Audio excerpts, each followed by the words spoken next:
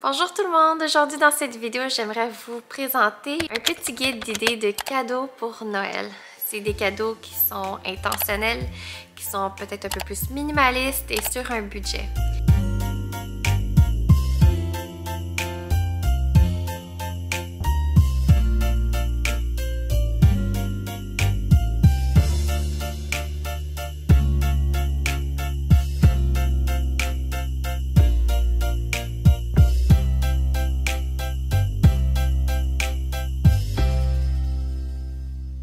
J'aime tellement donner des cadeaux et des fois, j'ai tendance à me laisser un peu emporter par la folie des fêtes et facilement, je peux dépasser mon budget. Alors, le fait d'avoir un guide, de préétablir des listes d'idées ou de cadeaux me permet de rester sur le budget et de pas trop m'éparpiller ou de pas trop m'égarer du vrai sens qui est la naissance de Christ.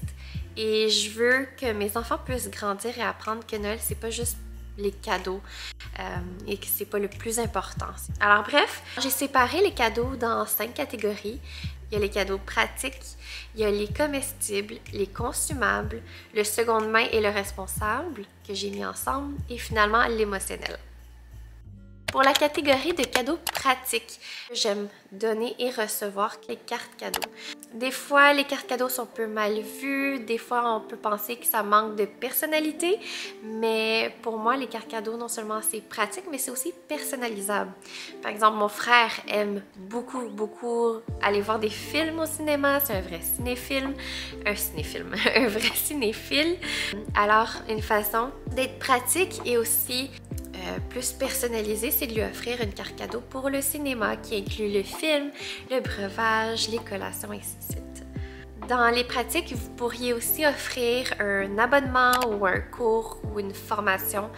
J'ai ma belle-sœur qui est très occupée, qui, je sais, aime la lecture, mais qui n'a pas nécessairement le temps de s'asseoir et de lire un livre. Alors, ça pourrait de lui donner un abonnement pour Audible, par exemple, qui est un abonnement pour des livres audio.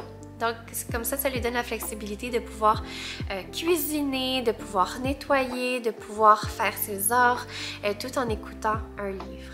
C'est de personnaliser aux intérêts de la personne. Donc, ça peut être des abonnements, ça peut être des cours de cuisine, des cours de langue, des cours d'enrichissement, d'art plastique. On peut retrouver toutes sortes de cours ou de formations en ligne ou en personne. Donc, je pense que c'est une belle façon d'offrir un cadeau qui est encore une fois très personnalisable. Une autre idée de cadeau pourrait être un don. L'année passée, en famille, on a décidé d'offrir des donations au nom de la personne qu'on pigeait comme cadeau. Donc, on a fait un Secret Santa. Chacun pigeait le nom d'une personne. Et étant donné qu'on n'avait rien besoin, qu'on ne voulait rien pour Noël, on proposait plutôt des charités à supporter ou à encourager avec une donation. Alors, ça, c'est toujours quelque chose qu'on propose. Et finalement, dans la catégorie des pratiques, une façon super économique puis aussi originale d'offrir un cadeau, ça peut être d'offrir son temps ou son expertise. Donc, ça pourrait être, par exemple, d'offrir à votre ami ou à votre proche de faire de la cuisine, de faire du ménage, de faire des réparations, de la peinture ou ainsi de suite. Dans ma deuxième catégorie, les comestibles, moi je trouve que ça fait toujours des beaux cadeaux. Non seulement ça prend pas d'espace, mais souvent c'est utilisé, c'est apprécié. Donc ça peut être des biscuits, des pâtisseries, du chocolat, ça peut être des breuvages, une bonne bouteille de vin ou une genre de spécialité ou un produit fabriqué maison. Ça peut être justement quelque chose que vous avez cuisiné vous-même ou des mix que vous avez préfaits. Par le passé, j'avais déjà fait des mix de soupe, des mix de biscuits à faire à la maison. Mon mari est très fort sur le pain, il fait d'excellents pains. Alors on aime offrir son pain en cadeau, surtout à nos voisins ou à nos familles.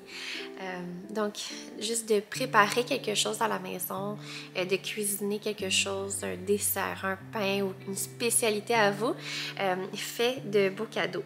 Ça pourrait être aussi une sortie au restaurant ou un coupon rabais ou une carte cadeau pour un restaurant à explorer ou un restaurant que vous savez que la personne aime beaucoup.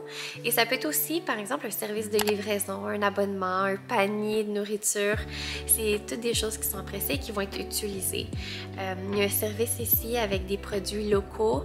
Ça s'appelle les fermes Loufa et c'est très facile de construire un beau panier avec toutes sortes d'ingrédients frais ou d'ingrédients locaux qu'on peut envoyer au domicile de la personne. Donc ça peut être des fruits, des légumes, de la viande, des pâtisseries, des produits de boulangerie, des fromages. Donc ça peut faire vraiment des très beaux paniers remplis de bonne nourriture. Les consommables sont aussi une catégorie de cadeaux que j'aime offrir. Il y a par exemple les chandelles, les fleurs ou les arrangements floraux. Ça peut être des produits de soins de beauté comme des crèmes, des déodorants, du shampoing, des choses qu'on sait qui vont être utilisées.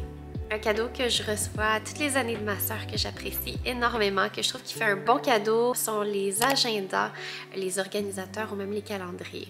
Je trouve que c'est quelque chose qui est super pratique, surtout pour moi qui aime faire des listes, qui aime planifier, qui aime être organisée. Un bel agenda personnalisable, ça fait toujours un très beau cadeau, super apprécié et super pratique. Maintenant, dans ma catégorie du seconde main et du responsable, certains de mes cadeaux favoris à offrir sont des produits qui sont locaux ou qui sont équitables, des produits artisanaux. Je trouve que c'est une super belle occasion aussi d'encourager les plus petits commerces ou les plus petits marchands. Et souvent, les cadeaux sont très originaux. Vous pourriez aussi investir dans des produits qui sont réutilisables ou zero waste, par exemple. Il y a toute une collection en ligne de produits qu'on peut acheter qui sont éco-responsables. Un autre cadeau que j'aimerais vous proposer, qui est parfois mal vu, mais qui devient de plus en plus acceptable, c'est de magasiner dans votre propre maison.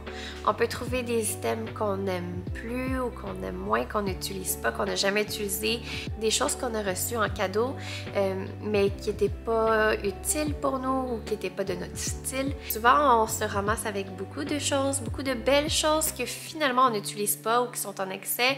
Je pense qu'il n'y a absolument rien de mal à ça, même que dans les centres de dons, souvent on peut retrouver des choses complètement neuves. Donc, c'est quelque chose que je pense qu'on devrait normaliser, mais évidemment, c'est d'être quand même judicieux, d'être sage dans la façon qu'on redonne et il faut que ce soit aussi intentionnel. Dans la même catégorie, je mets aussi les jeux de société et les livres. Et je les mets là, en fait, ça peut être aussi dans une catégorie à part, éducative ou autre, mais je les mets là parce que souvent, on peut trouver toute une variété de jeux de société et de livres dans les boutiques de seconde main ou sur Facebook Marketplace. Ça fait des beaux cadeaux qu'on peut généralement retrouver pour quelques sous, quelques dollars quand c'est acheté seconde main. Et finalement, dans ma dernière catégorie que j'ai appelée l'émotionnel, on y retrouve tous les cadeaux DIYs. Donc, les cadeaux DIYs, c'est pas pour tout le monde. Moi, personnellement, j'aime beaucoup recevoir des cadeaux qui ont été faits à la main parce que pour moi, c'est une manifestation de l'amour de la personne parce qu'elle a mis du temps, elle a mis de l'argent, de la planification dans ce cadeau. Mais il faut faire attention, il y en a qui n'aiment pas nécessairement les cadeaux qui sont faits à la main parce qu'ils ne sont pas toujours parfaits, ils ne sont pas toujours pratiques au style ou au goût de la personne. Donc, il faut faire attention encore une fois. Mais pour moi, c'est une façon magnifique d'offrir des cadeaux parce qu'en offrant quelque chose qui a été fait à la main, souvent ça vient avec beaucoup d'amour et d'attention et de temps. Et justement, mon mari, pour Noël, a décidé de construire une maison de poupées pour les filles from scratch. Donc, il a acheté le morceau de bois et moi, je vais essayer de compléter ou de continuer le cadeau avec des petites décorations et des DIYs. Puis évidemment, c'est pas parfait, mais justement, c'est quelque chose qui est tellement beau selon moi parce qu'on a mis beaucoup de temps et beaucoup de pensée et de planification derrière le cadeau. Et en ligne, sur Pinterest, sur YouTube, on peut voir tellement de tutoriels, d'idées, on peut être tellement inspiré à faire toutes sortes de DIYs. Et pour moi, c'est un peu un 2 pour 1. Non seulement ça fait des cadeaux personnalisés, des cadeaux faits à la main, mais ça crée pour nous aussi une activité. Mais encore une fois, il faut que ce soit curated ou créer selon les préférences de la personne. Donc moi, je connais plein de gens qui les veulent pas non plus, les cadeaux DIYs. Alors, c'est de reconnaître ces personnes-là. Un autre cadeau que je trouve magnifique à faire, c'est le cadeau de l'expérience ou une date. Donc, au lieu d'offrir quelque chose de matériel, on offre notre temps, on offre de partager des conversations, de partager une expérience. On travaille ou on privilégie beaucoup plus le côté relationnel. Alors, je pense que c'est un beau cadeau d'offrir son temps, d'offrir une activité que vous pouvez partager pour créer des souvenirs qui sont précieux. Et mon dernier cadeau, je l'appelle le personnel. C'est tout simplement d'acheter quelque chose que vous savez que la personne aimerait ou oserait jamais s'acheter, ou quelque chose que la personne avait mentionné vouloir à un certain point.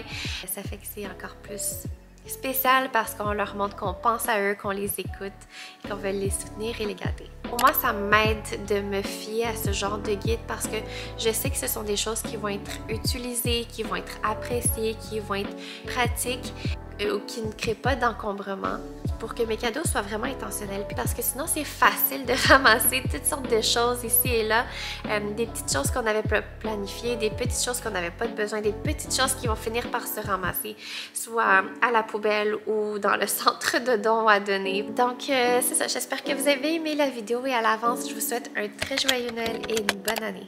Bye!